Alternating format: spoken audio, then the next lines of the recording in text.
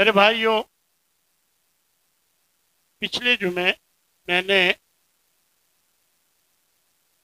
ذی الحجہ کے جو پہلے 10 دن ہیں اس کے بارے میں ایک حدیث آپ کو سنائی تھی، جو آج میں آپ کو دوبارہ سنانا چاہ رہا ہوں۔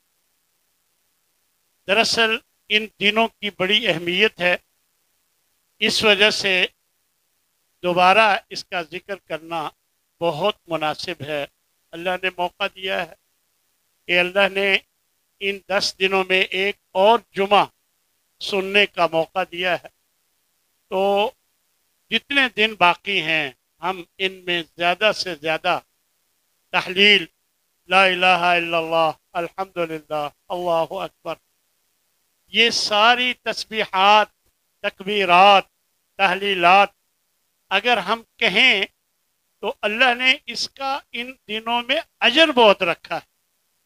فرمایا ما من ایام العمل الصالح فیہا احب الی اللہ، کوئی دن ایسے نہیں ہے کہ جن دنوں میں اللہ کو نیک عمل سب سے زیادہ پسند ہو، احب الی اللہ من ہذہ الایام، ان دنوں سے، یعنی ان دنوں سے زیادہ کوئی اور دن نہیں ہے کہ اللہ کو کوئی اچھا عمل، نیک عمل زیادہ پسند ہو۔ جب ایک صحابی نے پوچھا ولا الجہاد فی سبیل، اے اللہ کے نبی، جہاد فی سبیل اللہ سے بھی زیادہ بہتر، یعنی جہاد فی سبیل اللہ بہت بڑا عمل ہے۔ آپ نے فرمایا ہاں، ولل جہاد فی سبیل اللہ، اس میں جہاد فی سبیل اللہ سے بھی زیادہ اجر ہے۔ جو آپ تحلیلات، تکبیرات، تسبیحات پڑھیں گے تو اس سے بھی زیادہ اجر ہے، سوائے اس کے کہ ایک بندہ جہاد پہ جاتا ہے، اپنی جان بھی لگا دیتا ہے، اپنا مال بھی لگاتا ہے، پھر اس میں سے کچھ واپس نہیں آتا، اللہ کی راہ میں سب قربان کر آتا ہے، وہ مرتبے میں بہت آگے ہے۔ باقی جہاد فی سبیل اللہ سے بھی یہ زیادہ بہتر ہے۔ اللہ تبارک و تعالی بڑا مہربان ہے، اللہ نے ہمیں موقع دیا ہے کہ ہم ان دنوں میں زیادہ سے زیادہ نیکیاں کمائیں۔ دیکھیں، میں نے پچھلے جمعے نوافل کا ذکر کر دیا تھا، یعنی صرف نوافل ہی نہیں، فرائض کی کوتاہی، سستی، لیٹ آنا، جماعت سے پیچھے رہنا، بغیر جماعت کے پڑھنا، یہ بھی درست نہیں۔ یہ صحیح طور پر جو فرائض کا حق ہے وہ پورا کیا جائے، اور مزید نوافل کثرت سے پڑھے جائے۔ روزے رکھنا ان دنوں میں باقی دنوں سے زیادہ افضل، ان دنوں میں صدقہ کرنا باقی دنوں سے زیادہ افضل، ذکر اذکار کرنا باقی دنوں سے زیادہ افضل، تسبیحات پڑھنا باقی دنوں سے بہت زیادہ افضل۔ دیکھیں، ایک حدیث میں آپ صلی اللہ علیہ وسلم ارشاد فرماتے ہیں احب الکلام الی اللہ اربع، 4 جملے اللہ کو بہت پسند، سب باتوں میں سب سے زیادہ پسند ہیں۔ لا یضرک بأیہن بدات، آپ کو کوئی حرج نہیں ہوگا، آپ ان میں سے کسی سے بھی شروع کر لیں، یعنی اگر آگے پیچھے ہو جائیں تو اس میں کوئی حرج نہیں۔ سبحان اللہ والحمدللہ ولا الہ الا اللہ واللہ اکبر، یہ 4 جملے اللہ کو بہت پسند۔ اور ایک حدیث میں جنت کی شجرکاری بتائی گئی، جنت کی شجرکاری۔ آپ صلی اللہ علیہ وسلم فرماتے ہیں، حضرت عبداللہ بن مسعود سے روایت، فرماتے ہیں کہ میں جس رات مجھے معراج کرائی گئی، حضرت ابراہیم سے میری ملاقات ہوئی، تو انہوں نے مجھے کہا اے محمد صلی اللہ علیہ وسلم، اقرا امتک منی السلام، اپنی امت کو میرا سلام کہنا، وَأَخْبِرْهُمْ، اور انہیں بتانا، ان الجنت طیبۃ التربہ، بے شک جنت کی مٹی بہت اعلیٰ ہے، بڑی پاکیزہ ہے، عذبۃ الماء، اس کا پانی بہت میٹھا ہے، لیکن وَإِنَّهَا قِيعان، لیکن جنت ہے چٹیل میدان، چٹیل میدان ہے، وَغِرَاسُهَا، اس کی جو شجر کاری ہے، امت کو بتا دینا، اس کی جو شجر کاری ہے، سبحان اللہ والحمد للہ واللہ اکبر وللہ الحمد، سبحان اللہ والحمد للہ ولا الہ الا اللہ واللہ اکبر، یعنی یہ شجر کاری ہے، جیسے جیسے آپ یہ پڑھتے جاتے ہیں آپ کے باغات لگتے جاتے ہیں، وہ آپ کے باغات، آپ کا حق ہے ان پر، جنت میں شجر کاری ہوتی جاتی ہے جیسے جیسے آپ یہ پڑھتے جاتے ہیں۔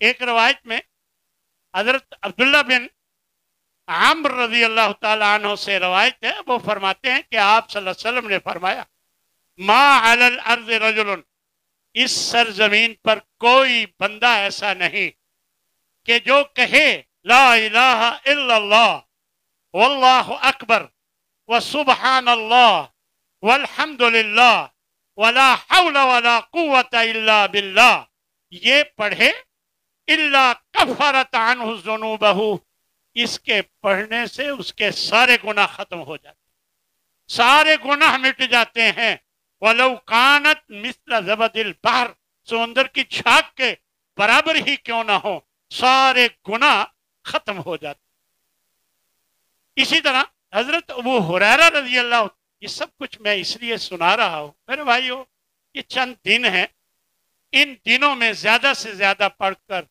اپنی جنت کی شجرکاری، اللہ کو راضی کرنے کا عمل، جب آپ یہ کر لیں گے تو آپ کی عاقبت سنور جائے، اس لیے میں آپ کے سامنے یہ چیزیں رکھ رہا۔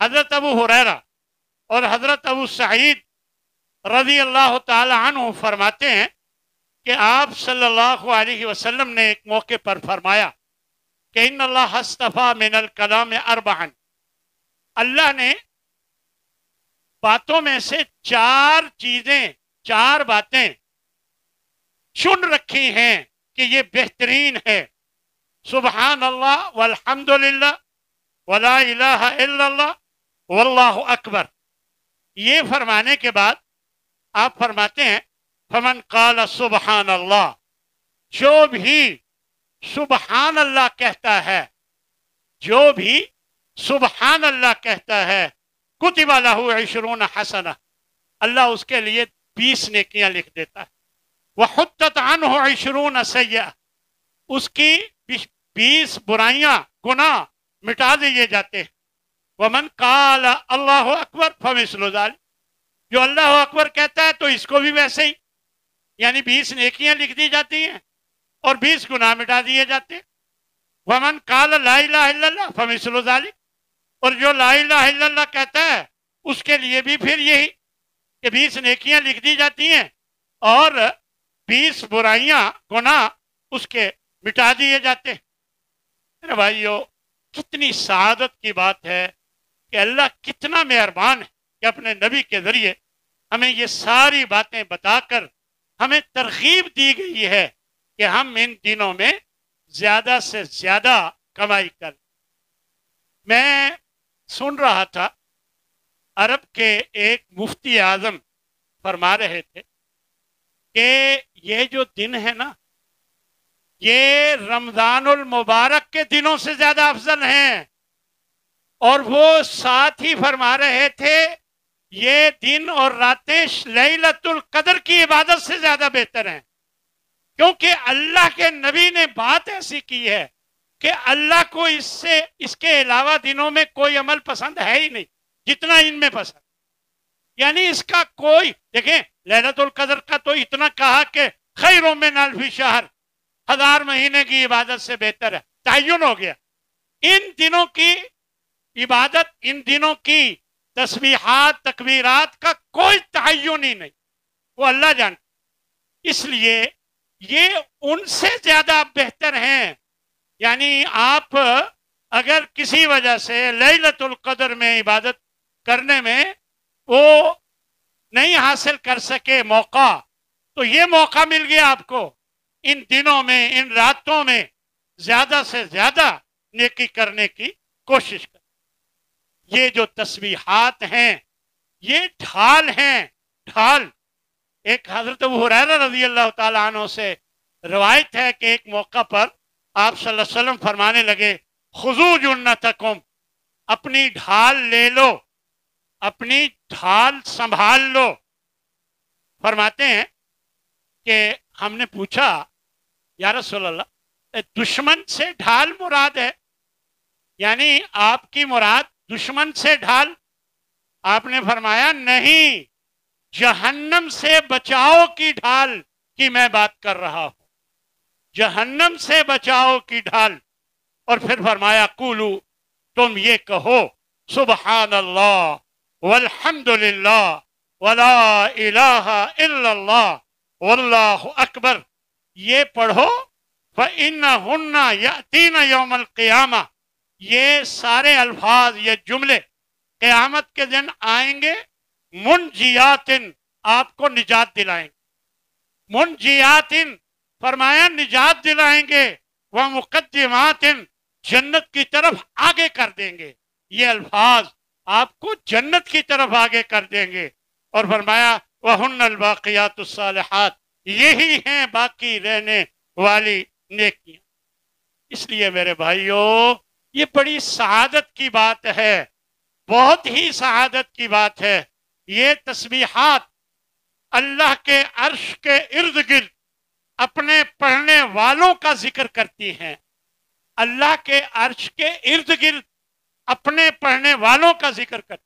हजरत नुमान बिन बशीर से रिवायत है रज़ी अल्लाह ताला अन्हु, वो फरमाते हैं आप सल्लल्लाहु अलैहि वसल्लम ने फरमाया, इन्ना मिम्मा तज़कुरून मिन जलालिल्लाह, जब तुम अल्लाह के बुजुर्गी और उसकी शान बयान करते हो, तस्बीह पढ़ते हो, तकबीर पढ़ते हो, तहलील यानी ला इलाहा इल्लल्लाह कहते हो और अल्हम्दुलिल्लाह कहते हो, यनअतिफना हौलल अर्शी, ये घूमती हैं, ये सारी तस्बीहात अर्श के इर्द गिर्द घूमती हैं।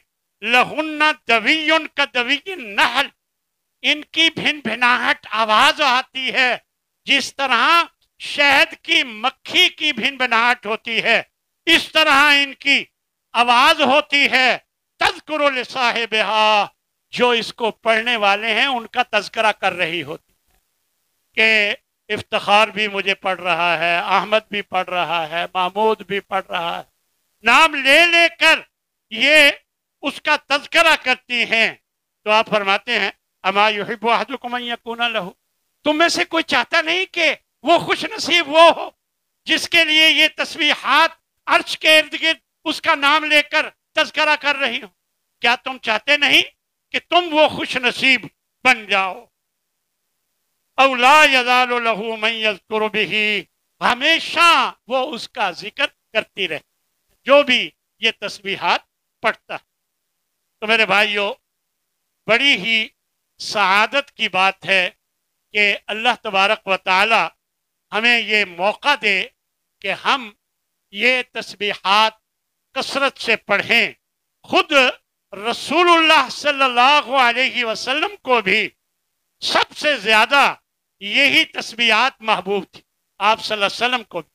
हजरत अबू हुरैरा फरमाते कि आप सल्लल्लाहु अलैहि वसल्लम ने फरमाया, लअन अक़ूला सुबहान अल्लाह, ये कि मैं कहूं सुबहान अल्लाह वल्हम्दुलिल्लाह वला इलाहा इल्लल्लाह वल्लाहु अकबर, ये अल्फाज मैं कहूं, अहब्बु इलैया, मुझे सबसे ज्यादा महबूब है, मिम्मा तलअत अलैहि शम्स, इस पर जिस पर दुनिया, जिस पर सूरज तुलू होता है, यानी पूरी दुनिया से बेहतर मुझे ये अल्फाज लगते हैं।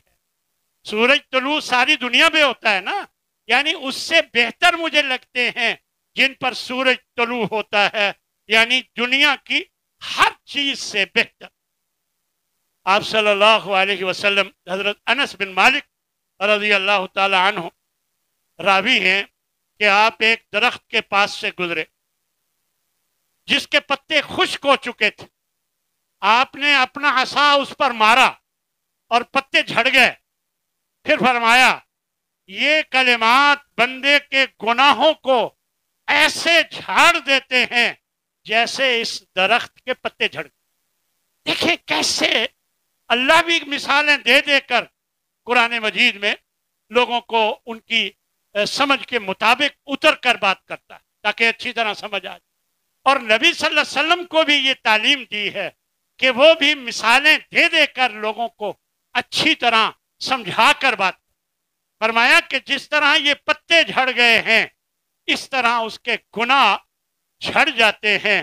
जो कहता है सुबहान अल्लाह वल्हम्दुलिल्लाह वला इलाहा इल्लल्लाह वल्लाहु अकबर, पाक है अल्लाह और उसी की तारीफ है और अल्लाह के सिवा कोई महबूद नहीं और वो सबसे बड़ा है। तो मेरे भाइयों, ये बड़ी सआदत की बात है कि अल्लाह तबारक व तआला ने हमें हमारी जिंदगी में ये मौका दिया है। और मैंने जैसे अर्ज किया कि ये दिन रमजानुल मुबारक से भी ज्यादा अफजल, लैलतुल कदर से भी ज्यादा अफजल, बल्कि अल्लामा इब्ने हजर ने फतहुल बारी की शरह में लिखा है कि ये जुमा जो है डबल फजीलत वाला है जो इन दिनों में जुमा आता है। यानी ये जुमा फजीलत वाला होता है, लेकिन इन दिनों का जुमा बाकी दिनों की निस्बत डबल फजीलत वाला है। ये भी आप इस जुमे की शहादत से भी आप शहादत हासिल कर सकते हैं। अल्लाह से दुआ है कि अल्लाह हमें तौफीक दे, हम ज्यादा से ज्यादा वक़्त कोशिश करें, ज्यादा से ज्यादा वक़्त जो है वो तस्बीहात पर और तकबीरात पर और अल्लाह के तारीफ पर अल्हम्दुलिल्लाह कहें, सुबहान अल्लाह कहें, ला इलाहा इल्लल्लाह कहें। अच्छा, फिर अपने इस्तिग़फ़ार पर, अपने अल्लाह से माफी मांगने पर, ज्यादा से ज्यादा सदका करने पर और अगर अल्लाह तौफीक दे तो रोजा रखने पर, ये सारी सआदतें आप हासिल कर लें। मैं समझता हूं कि आपकी आक़िबत संवर जाए। मैं तो आपकी आक़िबत की बात करता हूं, आपको समझाकर मैं अपने आप को भी समझाना चाहता हूं। अल्लाह मुझे भी तौफीक दे, अल्लाह आप सबको इसकी तौफीक अता फरमाए। अब कुछ बातें कुर्बानी के हवाले से मैं अर्ज करूंगा। ये ततिम्मा था पिछले जुमे का कि जिसमें मैंने अशरा ज़ुल हज्जा के बारे में बात की थी और बात मुकम्मल नहीं हुई थी, तो मैंने चाहा कि उस बात को आज मुकम्मल कर दूं और आपको ताज़ा कर दूं ताकि आप ज़्यादा से ज़्यादा नेकी करने वाले, अल्लाह की तस्बीहात, तकबीरात, तहलीलात बयान करने वाले बन। कुर्बानी के हवाले से आप सल्लल्लाहु अलैहि वसल्लम की एक हदीस है, मन वजद साअतन लिअन युज़ही फलम युज़ही, जिसको ताकत हो कि वो कुर्बानी कर सकता हो और वो कुर्बानी ना करे, फला यहज़ुर मुसल्लाना, तुम्हारी ईदगाह में ना आए। कोई जरूरत नहीं ईदगाह में आने की, ईदगाह में बन ठन के आ जाता है और कुर्बानी जो वो कर सकता था वो की नहीं, जो अल्लाह का हुक्म था। तो ये नबी सल्लल्लाहु अलैहि वसल्लम का फरमान है कि मन वजद साअतन, जिसको ताकत हो, लिअन युज़ही, कि वो कुर्बानी कर सकता हो, फलम युज़ही, और वो नहीं करता, फला यहज़ुर मुसल्लाना, तो हमारी ईदगाह में वो ना। ये बात नबी सल्लल्लाहु अलैहि वसल्लम ने बयान फरमाई और फरमाया, या अय्युहन्नास, ए लोगो, इन्ना अला कुल्ले अहले बैतिन फी कुल्ल आमिन उद्हियत, हर साल एक घर वाले पर, यानी घर के जितने अफराद हैं उनमें से एक घर पर, सब पर, यानी सब अफराद के लिए अलग अलग नहीं, यानी पूरे घर की तरफ से एक कुर्बानी एक साल में करना लाजिम है। इन्ना अला कुल्ल अहले बैतिन, तमाम घर वालों के जिम्मे है। अब तमाम घर वालों के जिम्मे का मतलब ये नहीं है कि बीवी अलग करे, खामद अलग करे, औलाद अलग करे, नहीं, हर घर वालों की तरफ से उसका सरबराह जब कुर्बानी करता है तो वो सब की तरफ से हो जाती, वो सब की तरफ से हो जाती। इसलिए इसी तरह जब कुर्बानी सब की तरफ से हो जाती है तो ये बाल ना काटने और नाखून ना काटने का अमल भी सब की तरफ से ही होना चाहिए। जब कुर्बानी सब की तरफ से हो जाती है तो बाल ना काटना भी सब के लिए जरूरी है, यानी बच्चे बड़े सब एहतमाम कर, ये अल्लाह के नबी का फरमान। और फरमाया ये मन काना ज़बह उज़हियतन क़ब्ल अन युसल्ली, एक मसला बताया आप सल्लल्लाहु अलैहि वसल्लम, जिसने नमाज पढ़ने से पहले ही कुर्बानी कर ली, यानी अभी जमात हुई नहीं, नमाज हुई नहीं, उसने नमाज ही नहीं पढ़ी और वो कुर्बानी पहले कर ली उसने, फरमाया फल यज़बह मकानहा उखरा, उसकी कुर्बानी नहीं हुई, उसकी जगह और कुर्बानी कर। यानी कुर्बानी नमाज के बाद होती है। बहुत से लोग बचत करते हैं, काटने वाले आए हुए हैं, कसाई आए हुए हैं और वो चाहते हैं कि हमने फलां भी जगह जाना है, लिहाजा लाओ बस हम अभी कर लेते हैं और सुबह की नमाज के बाद ही कुर्बानी कर लेते हैं। गलत। अल्लाह के नबी फरमाते हैं जो ऐसा करे उसकी कुर्बानी नहीं है, फल यज़बह मकानहा उखरा, वो उसकी जगह और कुर्बानी कर। ये मसला बिल्कुल वाज़ेह अल्लाह के नबी ने इरशाद फरमाया। इसी तरह मन काना अरबाउन, फरमाया अरबाउन ला तजूज़ु फिल अदा, चार बातें हैं, चार बातें हैं जो ख्याल रखा जाए जिनका कुर्बानी के जानवरों के हवाले से। फरमाया वो कौन सी? अल औरा बय्यिनुन औरहा, वो कुर्बानी जिसका भेंगापन वाज़ेह नजर आ रहा। एक है मामूली, मामूली कोई बात चल जाए, लेकिन उसका भेंगापन वाज़ेह नजर आ रहा हो, वो जायज नहीं है कुर्बानी में। यानी चार किस्म के जानवर कुर्बानी में जायज नहीं। एक वो भेंगा जानवर जिसकी आंखें फिरी हुई हैं, भेंगा है तो उसका भेंगापन बहुत वाज़ेह।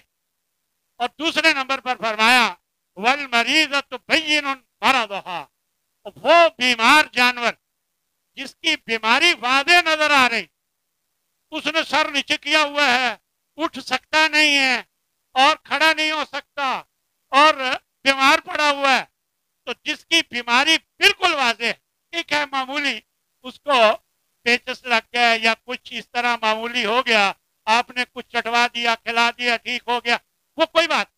लेकिन एक है कि उसकी बीमारी बिल्कुल वाज़ेह है, वो भी कुर्बानी के लिए जायज नहीं। वल अर्जा बय्यिनुन सिलअहा, और वो लंगड़ा जानवर जिसका लंगड़ापन बहुत वाज़ेह, यानी आप जब जानवर लें तो उसे चलाकर देखें, उसको देखें कि वो सही चलता है कि नहीं, जिसका लंगड़ापन बिल्कुल वाज़ेह हो। एक है मामूली, बिल्कुल मामूली, तो वो शायद चल जाए, बच्चे उससे भी बेहतर है, लेकिन बिल्कुल मामूली, क्योंकि अल्लाह के नबी ने फरमाया जिसका लंगड़ापन बहुत वाज़ेह हो। तो इसलिए जिनका लंगड़ापन बिल्कुल वाज़ेह हो उसको हरगिज कुर्बान नहीं करना चाहिए, वो कुर्बानी के लिए जायज नहीं।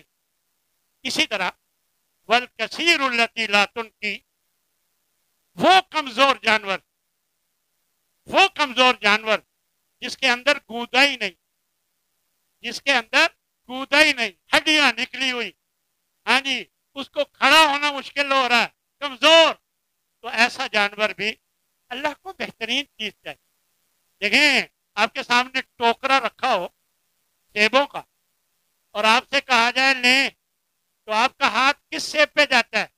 جو شکل میں اچھا اور اس کی موٹاپا بھی خوب ہو، یعنی بڑا ہو اور شکل میں بھی اچھا ہو اور ظاہری ہر لحاظ سے بہترین ہو، آپ کا ہاتھ اس پہ جاتا ہے۔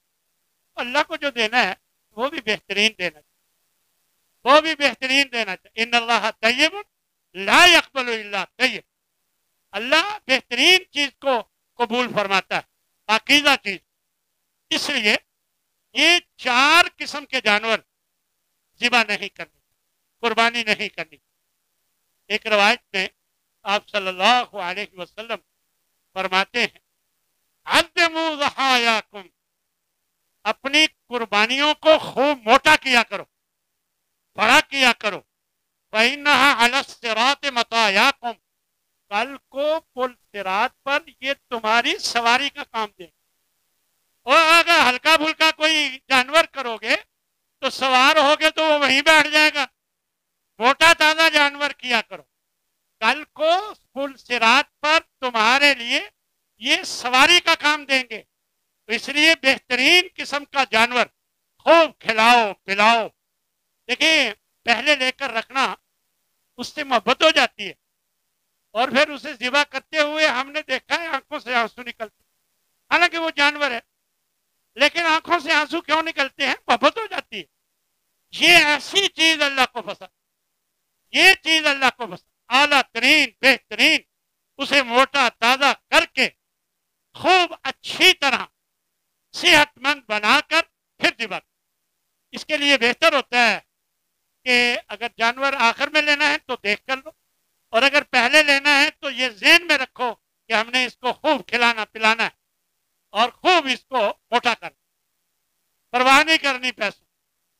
تو یہ اللہ کو بہت اچھا لگا کہ اللہ کے راہ میں قربان ہونے والا جانور صحت مند موٹا تازہ، یہ اللہ کے نبی نے فرمایا۔ میرے بھائیو، کچھ قربانی کے آداب بھی آپ کے سامنے رکھنا چاہوں گا۔ سب سے پہلے یہ ہے کہ ذبح کرنے سے پہلے چھری کو اچھی طرح تیز کرنا چاہیے، چھری کو اچھی طرح تیز کریں، کیونکہ اللہ کے نبی کا فرمان ہے ان اللہ کتب الاحسان علی کل شیء، اللہ نے ہر چیز کے ساتھ احسان کرنا، نیکی کرنا، اچھائی کرنا فرض کر دیا، ہر ایک کے ساتھ۔ یعنی مجھے اجازت نہیں ہے کہ یہ احتجاج کر رہا ہوں میں اینٹ اٹھاؤں اور یہ اشارے پہ مار کے توڑ دوں، مجھے اس کی اجازت نہیں ہے۔ اللہ کے نبی نے فرمایا ہر چیز کے ساتھ اچھا کرو، ہر چیز کے ساتھ۔ میں ایسے اچھل کر اس پنکھے کو مستی میں آ کر اس کے پر ٹیڑے میڑے کر دوں طاقتور اپنے آپ کو ثابت کرنے کے لیے، تو مجھے اس کی اجازت نہیں ہے کہ میں کسی چیز، کوئی بھی چیز ہے، جاندار ہے یا بے جان ہے، اس کے ساتھ میں اچھا نہ کروں، اس کے ساتھ برا کروں، یہ مجھے اس کی اجازت نہیں۔ اور فرمایا آگے فَإِذَا ذَبَحْتُمْ، جب تم ذبح کرنے لگو فَأَحْسِنُوا الذِّبْحَةَ، اچھے طریقے سے ذبح کرو، یعنی چھری کو خوب تیز کر کے اور خوب جلدی چلاؤ۔ وَلْيُحِدَّ أَحَدُكُمْ شَفْرَتَهُ، چاہیے کہ اپنے اوزار کو، اپنی چھری کو اچھی طرح تیز کریں۔ وَلْيُرِحْ ذَبِيحَتَهُ، اپنے ذبیحے کو آرام دیں، آرام دیں۔ اس کو تکلیف ہوتی ہے جب آپ کند چھری سے، وہ بیچارہ تڑپتا ہے اور آپ کی چھری نہیں چل رہی، آدھی چلی ہے تھوڑی سی اور وہ کند آپ نے تیز نہیں کی، اچھی طرح تیز کر کے چھری چلانا چاہیے۔ خود ذبح کرنا بہتر ہے، لیکن اگر کوئی کسی کی طرف سے ذبح کر دے تو چل جائے۔ عورت بھی اگر ذبح کرنا چاہے، بعض لوگ روکتے ہیں، ایسا نہیں ہے، کہیں بھی روکا نہیں گیا کہ عورت ذبح نہیں کر سکتی، عورت بھی اگر چاہے تو ذبح کر سکتی۔ اسی طرح قربانی کا گوشت خود بھی کھائیں، اپنے رشتہ داروں کو، چاہے وہ امیر ہوں، ان کو بھی کھلائیں، فقراء اور مساکین کو بھی کھلائیں۔ بعض لوگ اچھا کرتے ہیں، 3 حصے کر لیتے ہیں، ایک گھر کے، ایک بانٹنے کا رشتہ داروں میں، اور ایک غریب غربا کے لیے، لیکن ایسا کرنا ضروری نہیں ہے۔ اگر آپ آدھا گوشت گھر میں رکھ لیں، 18 افراد ہیں گھر کے، اور باقی تقسیم کر دیں غریبوں میں تو چل جائے گا. 2 حصے اپنے پاس رکھ لیں اگر ضرورت ہے تو بھی چل جائے گا، لیکن اللہ کی راہ میں ضرور خرچ کریں، ضرور گوشت فقراء اور مساکین کو ضرور. پھر ایک روایت میں آپ صلی اللہ علیہ وسلم فرماتے ہیں کلو منہا، ان جانوروں کا گوشت کھاؤ، وَأَطْعِمُوا الْبَائِسَ وَالْفَقِيرَ، اور جو بھوکا ہے محتاج ہے اس کو بھی کھلاؤ.